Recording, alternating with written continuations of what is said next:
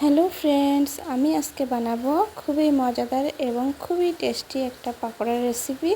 তো এই পাকোড়াটা বানানোর জন্য আমি এখানে এক বাটি সুজি নিয়ে নেব।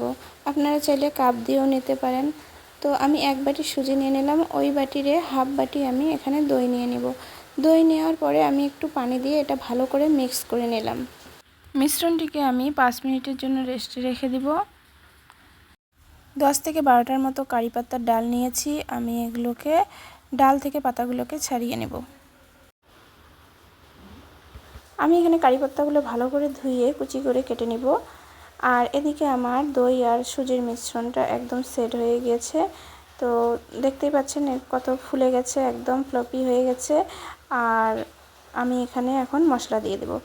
তো আমি এখানে 1 চামচের মতো লবণ, হাফ চামচ হলুদ গুঁড়া, হাফ চামচ ভুনা জিরার গুঁড়া আর হাফ চামচ ধনিয়া গুঁড়া, হাফ চামচ মতো লঙ্কা গুঁড়া দিয়ে দেব।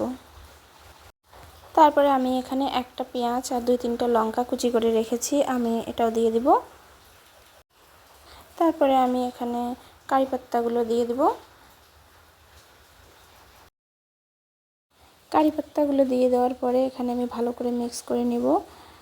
একদম ভালো করে মিক্স করে যেরকম পকোড়ার ব্যাটার তৈরি করে ওরকম একটা ব্যাটার তৈরি করে নেব। আপনারা অবশ্যই বাড়িতে এটা ট্রাই করবেন। বাড়িতে কোনো গেস্ট আসলে আপনারা এটা পাকোড়া বানিয়ে খাওয়াতে পারেন।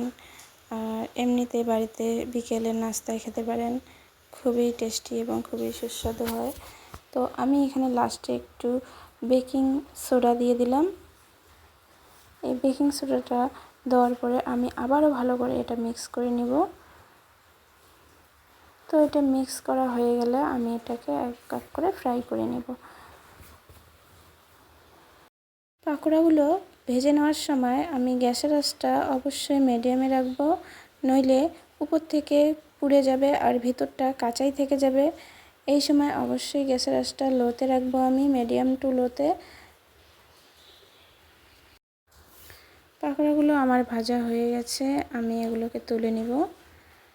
তো আমার ভিডিওটা ভালো লাগলে অবশ্যই একটা লাইক দিয়ে দেবেন। দেখুন পাকোড়াগুলো কত সুন্দর হয়েছে, অনেক টেস্টি আর অনেক ক্রিস্পি হয়েছে। আপনারা অবশ্যই বাড়িতে বানিয়ে খাবেন।